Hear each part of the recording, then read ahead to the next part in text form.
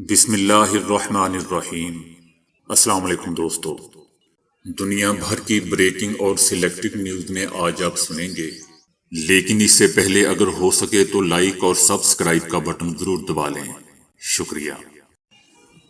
India کے وزیر اعظم نریندر مودی نے تینوں زرعی قوانین واپس لینے کا اعلان کر دیا ہے، جن کی وجہ سے تقریباً ایک سال سے کسان ملک گیر احتجاج کر رہے تھے۔ انڈین وزیر اعظم نریندر مودی نے جمعے کو قوم سے خطاب میں کہا کہ ہم نے تینوں زرعی قوانین واپس لینے کا فیصلہ کیا ہے۔ ہم تینوں قوانین کو واپس لینے کے لیے پارلیمنٹ کے اجلاس میں آئینی عمل کا آغاز کریں گے، جو اس ماہ کے آخر میں شروع ہوگا۔ کسانوں نے سپریم کورٹ کا فیصلہ آنے سے پہلے تحریک کو مزید تیز کرنے کا اعلان کیا تھا۔ یاد رہے دوستو کہ اس ماہ انڈین سپریم کورٹ نے کہا تھا کہ زرعی قوانین کا معاملہ عدالت میں ہے اور وہ جمعرات کو اس بات کا جائزہ لے گی کہ کیا کسانوں کو احتجاج کا حق ہے۔ منگل کو کسانوں کی قیادت نے ہریانہ، پنجاب اور اتر پردیش کے لوگوں سے اپیل کی تھی کہ وہ بڑی تعداد میں دہلی کی سرحد پر پہنچے۔ اس ماہ کے آغاز میں پرتشدد مظاہروں کے دوران 4 کسانوں سمیت 8 افراد مارے گئے تھے اور سپریم کورٹ نے اس احتجاج پر سوال بھی اٹھایا تھا۔ گزشتہ سال ستمبر میں انڈیا کی کئی ریاستوں میں کسانوں کے احتجاج کے باوجود صدر نے زراعت کے حوالے سے 3 متنازع بلوں کی منظوری دی تھی۔ 26 جنوری کو انڈیا کے یوم جمہوریہ کے موقع پر کسان دارالحکومت دہلی کے لال قلعہ میں داخل ہو گئے تھے اور اس پر جھنڈا لہرا دیا تھا۔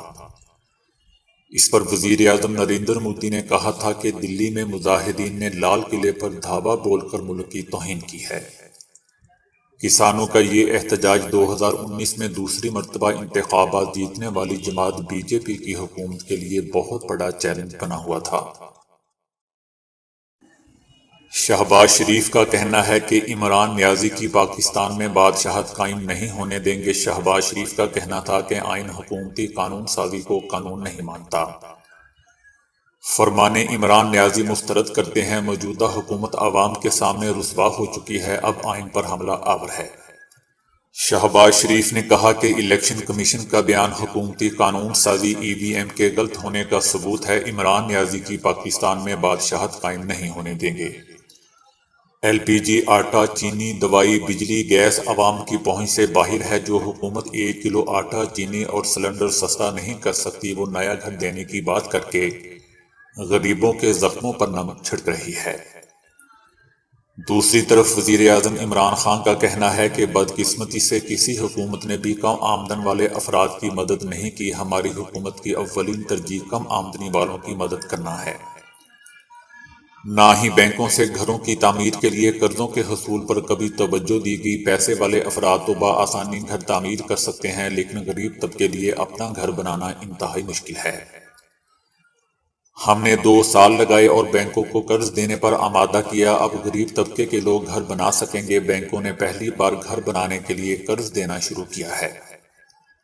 ہم نے تعمیراتی شعبے کو 90% ٹیکس کی چھوٹ دی ہے۔ پہلے 1 لاکھ گھروں کے لیے حکومت 3 لاکھ روپے کی سبسڈی دے رہی ہے، جس سے لوگوں کو قرضوں کی ادائیگی کی قسط دینے میں مدد ملے گی۔ بینکوں کو گھروں کی تعمیر کے لیے 2 کروڑ 26 ارب روپے قرض کی 61,000 درخواستیں موصول ہو چکی ہیں، جس میں 90 ارب روپے کا قرضہ منظور کیا جا چکا ہے۔ عمران خان نے کہا کہ بھارت میں 10%، ملائیشیا میں 30%، جبکہ مغربی ممالک میں 80% سے زائد گھر بینکوں سے قرض لے کر بنائے جاتے ہیں، جبکہ پاکستان میں صرف 0.2% گھروں کو قرضے ملتے ہیں۔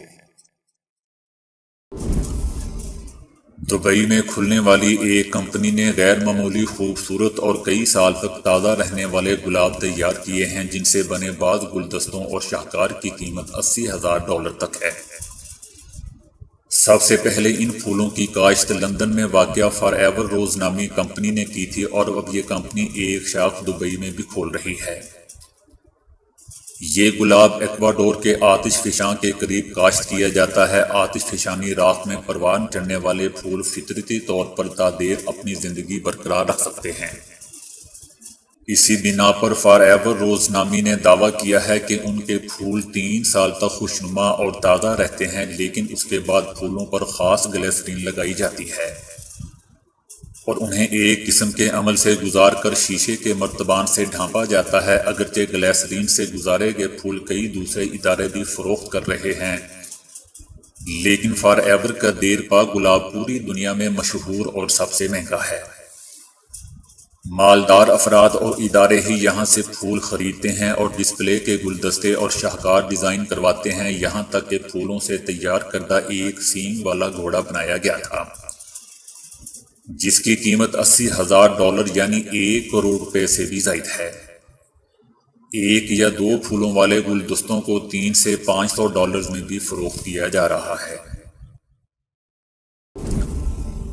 مشرقی سوڈان کے علاقے کسنا میں سینکڑوں سال قبل مسلمانوں کے بنائے ہوئے ہزاروں مقبروں میں کہکشانی جھرمٹوں جیسی پر اسرار ترتیب کا انکشاف ہوا ہے، لیکن سائنسدان نہیں جانتے کہ آخر یہ مقبرے اس ترتیب سے کیوں بنائے گئے تھے۔ 10,000 سے زیادہ کی تعداد میں یہ چھوٹے بڑے مقبرے کم از کم 500 سال پرانے ہیں، جو کسنا میں ایک بہت وسیع رقبے پر پھیلے ہوئے ہیں۔ اتنے وسیع رقبے پر پھیلے ہوئے ان ہزاروں مقبروں میں بظاہر کوئی ترتیب نہیں، لیکن اٹلی کی نیپولی یونیورسٹی میں افریقہ اور بحیرہ روم کے آثار قدیمہ کے ایک ماہر عصری فانوں کو چند سال پہلے شبہ ہوا کہ شاید اس بے ترتیبی میں بھی کوئی ترتیب ہے۔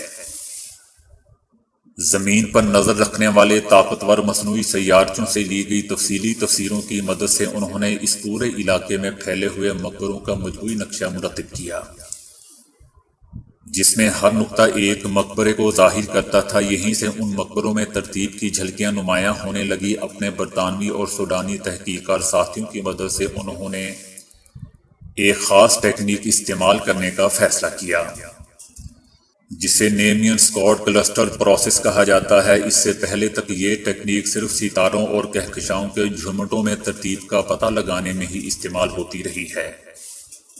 یہ پہلا موقع تھا کہ جب اسے آثار قدیمہ کے شعبے میں آزمایا گیا۔ نیمین اسکاٹ کلسٹر پروسیس استعمال کرنے پر ہونے والا انکشاف خود ان ماہرین کے لیے بھی حیرت انگیز تھا۔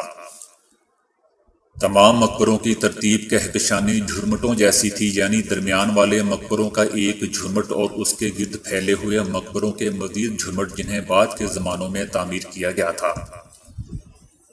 اس ترتیب کو سامنے رکھتے ہوئے ماہرین نے اندازہ لگایا ہے کہ درمیان والے مقبرے غالباً زیادہ اہم اور مقدس ہستیوں کے ہیں، جبکہ ان کے ارد گرد پھیلے ہوئے چھوٹے مقبرے ان ہستیوں سے عقیدت رکھنے والوں کے ہیں۔